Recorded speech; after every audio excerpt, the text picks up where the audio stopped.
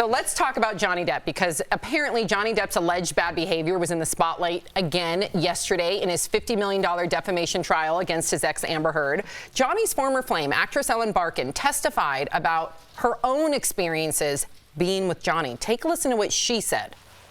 He was drunk all the time, a lot of the time. Mr. Depp threw a wine bottle across the room, the hotel room on one instance in Las Vegas while we were shooting Fear and Loathing. Was it your understanding back then that he was throwing the bottle at you? I don't know why he threw the bottle. And was it, when he threw it, was it in your direction? Yes. Were there other people standing around you? Yes. So he threw it in your direction at a group of people? Yes. Erica, does this matter that this happened?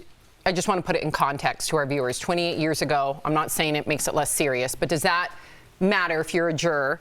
And does it also matter, does this, in your opinion, being a juror, establish a pattern of behavior? I think that it does establish, it says something to the character, whether it's a current thing or whether it's not. I mean, I know people who, maybe had issues with drugs and alcohol before, and it made them act out of character, and they got sober and they never did those things again.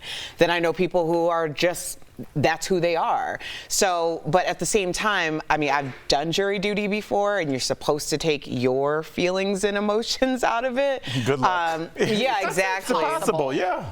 Well, it has to, in some situations, it has to be. Like, I have gone through non-biased training many times because of volunteer roles and stuff like that. So you have to figure out a way to do that and turn it on and off, because clearly, sometimes here, I turn it back on. That's the thing. It's like, that's your job. How do you take your bias out of it? And also, when we start looking at these issues, it's hard enough to go back and look at it just by yourself, but do you want to go back and look at it 30 years later through the eyes of somebody's ex, which you're assuming it probably didn't end that great?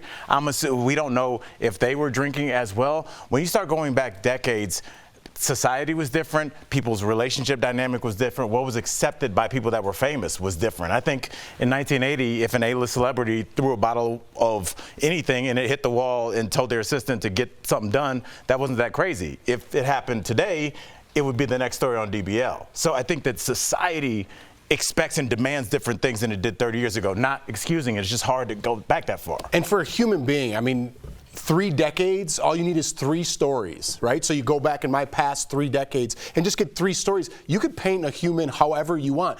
I have bad days. I assume other humans have bad days. I have days I'm not proud of when I look back in my past. You learn from those experiences. I call those days Fridays and Saturdays.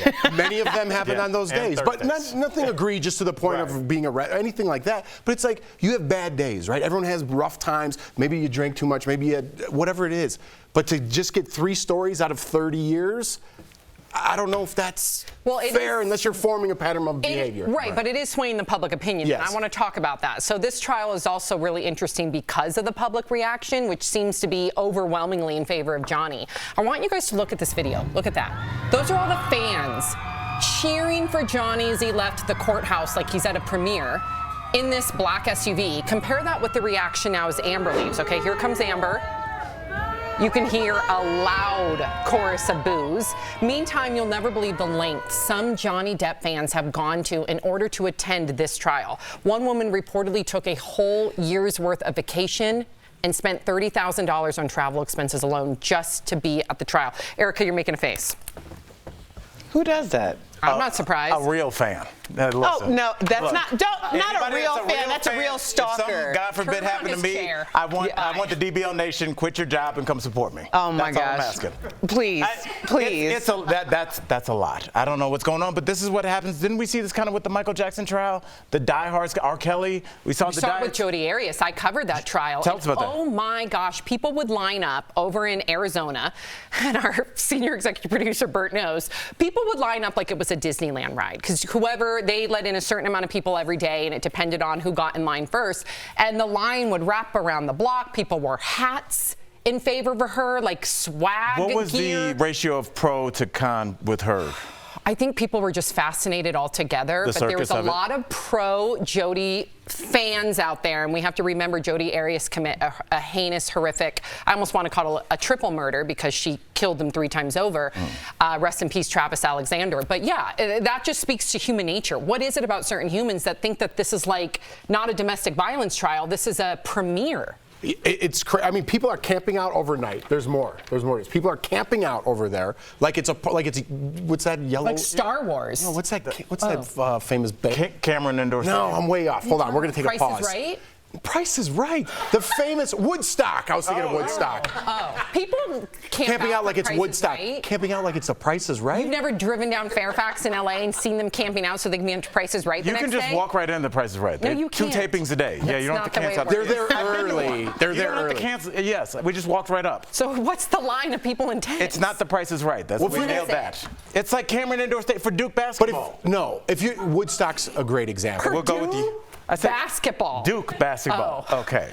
Oh, that's different. Yeah, it is. These don't even matter. Who cares? They're crazy. People are crazy. But they're no different than Duke basketball. They are fans of Johnny Depp and extreme fans at that. And you're going to see that. I just wonder if it's going to look bad in the public that people are already taking his side. And I wonder if all they need is one juror to be like, I don't like that. I know. All we'll you have need to is wait one. and see. I know. But it looks like Johnny's not canceled anymore. Stop. Why are you laughing? I don't know. That just took a turn. Took a Friday turn. It always does. That's our panel for you.